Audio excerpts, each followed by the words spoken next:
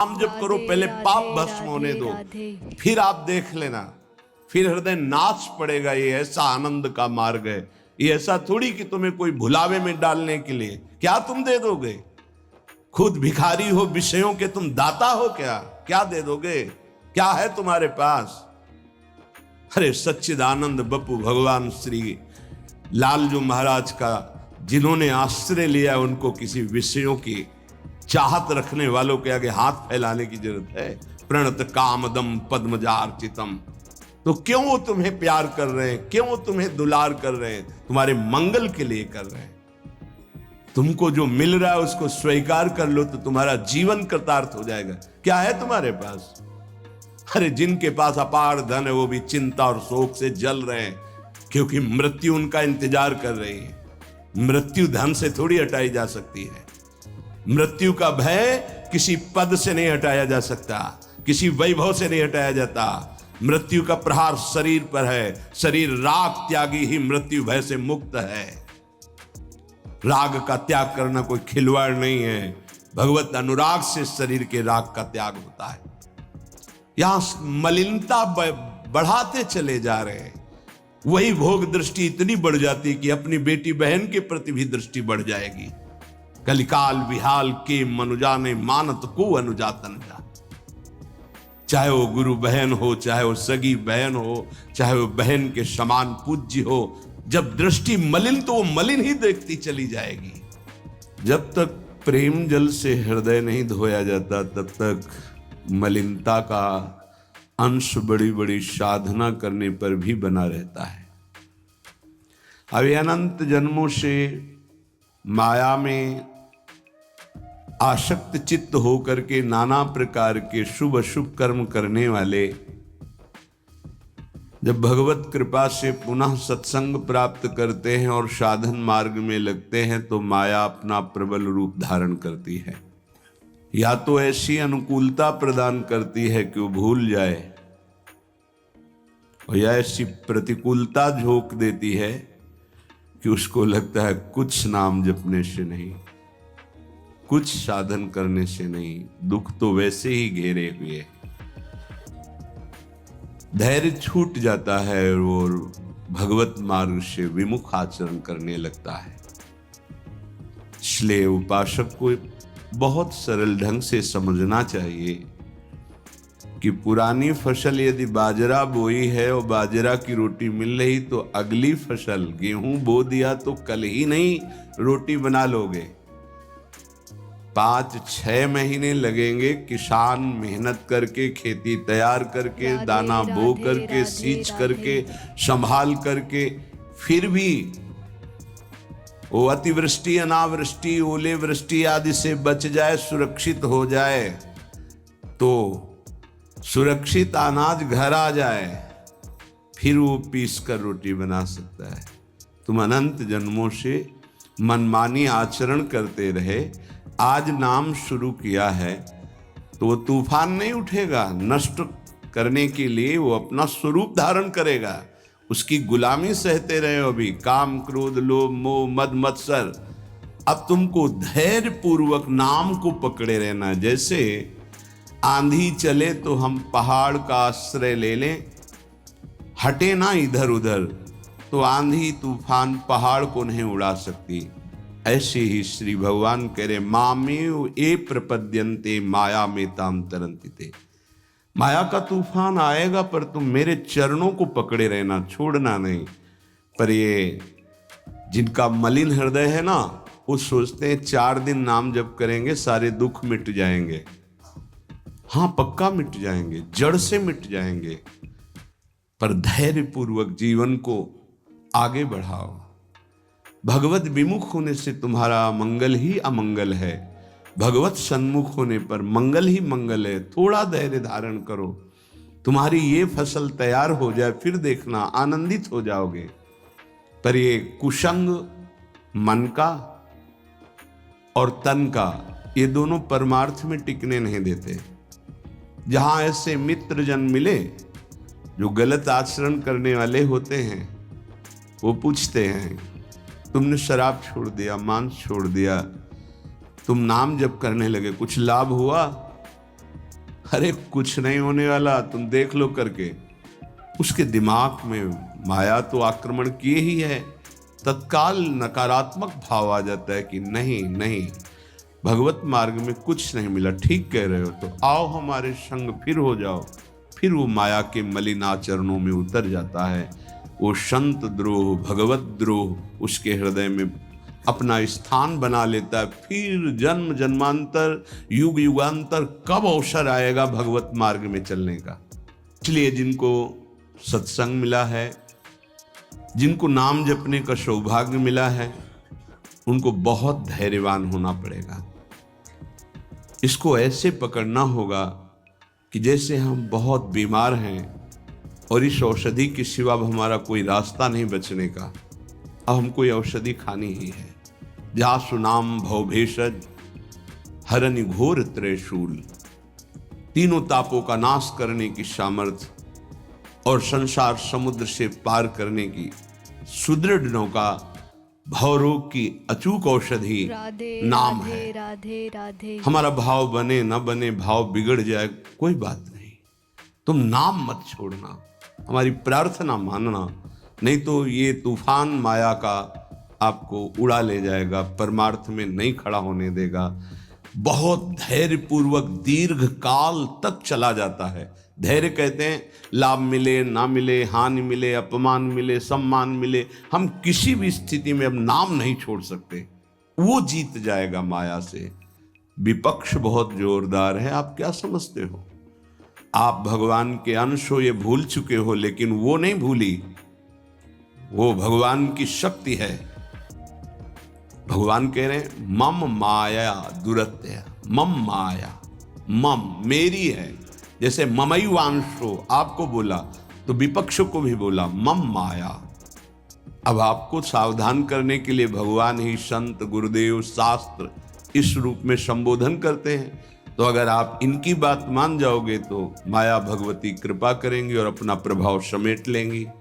और यदि आप इनकी अवहेलना, उल्लंघन करोगे तो फिर उनके प्रभाव से बड़े बड़े ज्ञानी परास्त हो गए हैं। जो माया बहुबार नचावा, जास चरित को लख नहीं पावा, ऐसी विचित्र है, बहुत बहुत विचित्र।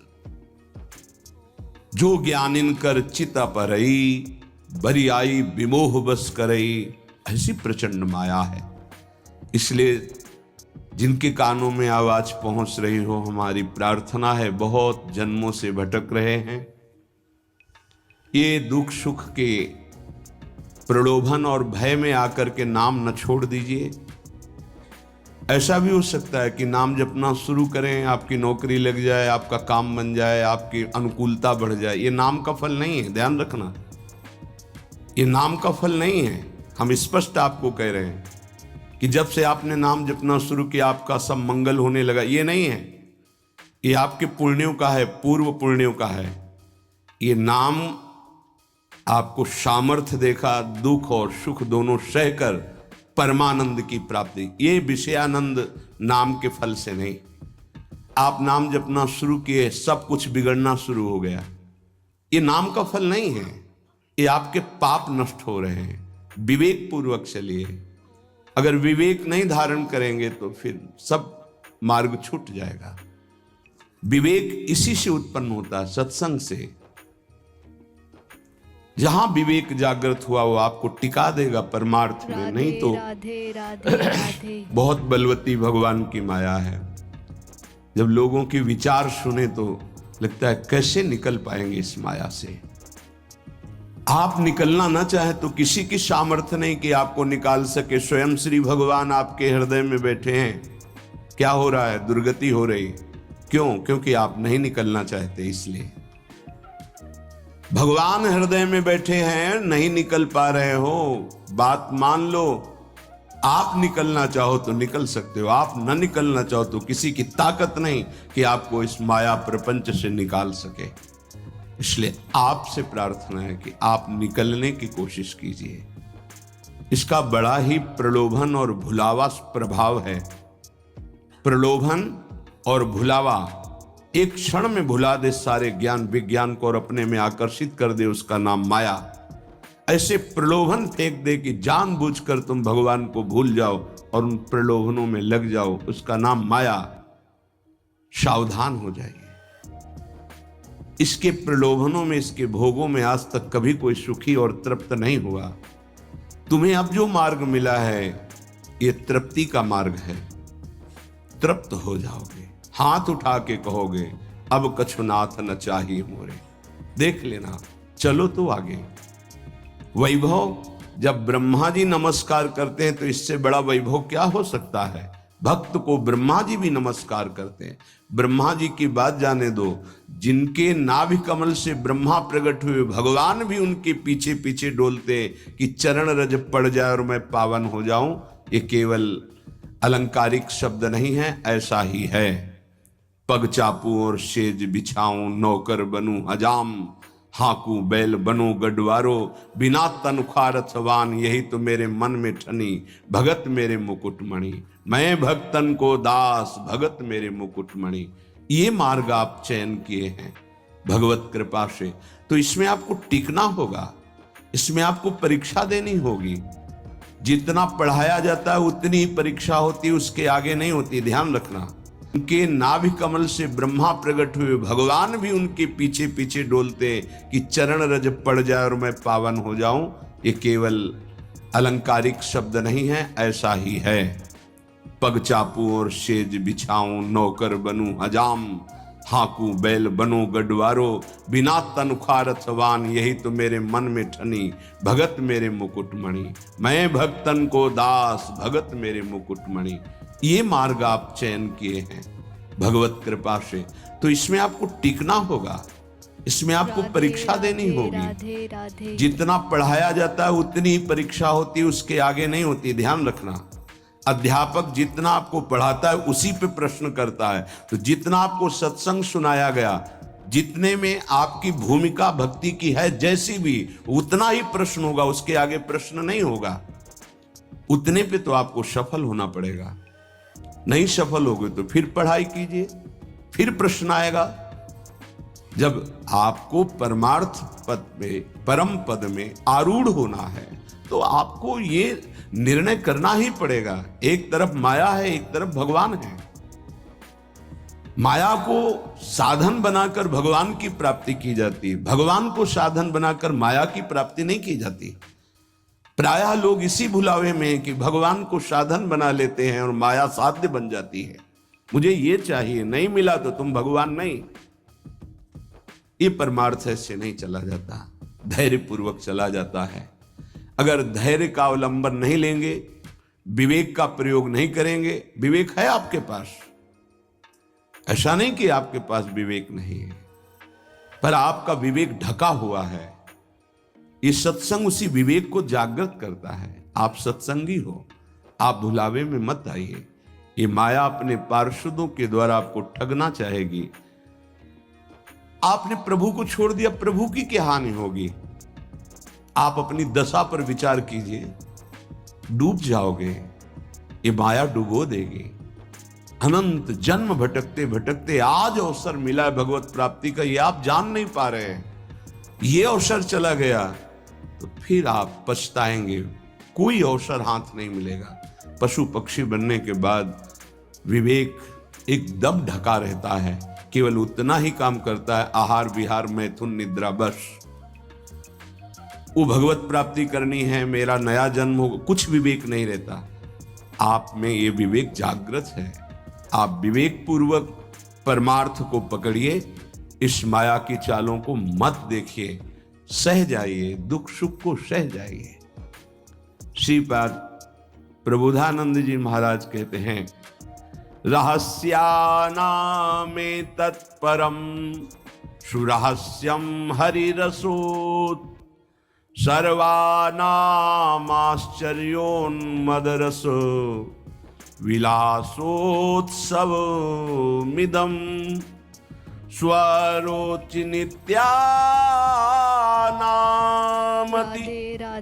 परम नित्योज्ज्वलमिदं यदेतत् श्री वृंदावनमिहि दृशो नंदयति नः। रहस्यों का परम रहस्य वृंदावन का प्रेम रहस्य है। कल किसी ने प्रश्न किया कि जब श्री जी मिल जाती है तो कैसा आनंद होता है। कैसे कोई बता सकता है?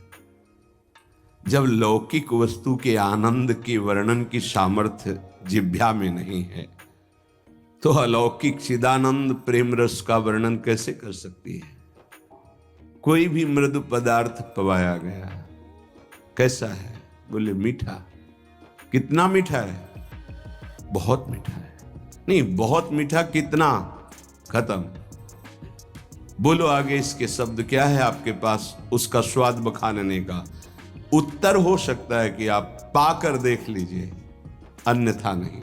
जब प्राकृतिक मायाकृत वस्तु के आनंद का आप वर्णन करने में असमर्थ हैं तो चिदानंद को कैसे वर्णन कर सकते जहां वाणी का ही प्रवेश नहीं है। रास्यानामेतत्, जितने आनंद के रहस्य हैं, बहुत सी साधनाओं में आनंद है। परम सुरहस्यम हरिरसोत, ये परम रहस्यमय वृंदावन का प्रेम रस है। देख देख फूल भई। आह, जब अत्यंत आसक्ति ममता प्रिया प्रीतम से हो जाती है, उनका नाम जप करते हुए, लीला गायन करते हुए, रसिकों की कृपा प्रसाद से जब ऐसी ममता हो जाती, मेरी श्यामा जो, मेरे लाल जो, तब जाकर के हृदय में ये फूल भई। वो मुस्कुरा रहे, वन विहार कर रहे, वो झूल रहे, नौका विहार कर रहे, खेल रहे। उपासक का हृदय परमानंद की बाढ़ में आ रहा है। बड़ा ये रहस्यमय आनंद है। देखो, अपने बच्चे को जब खेलते हुए मां देखती है तो उसके हृदय में जो होता है वो कोई दूसरी राधे माता राधे अनुमान भी राधे नहीं लगा राधे। सकती है।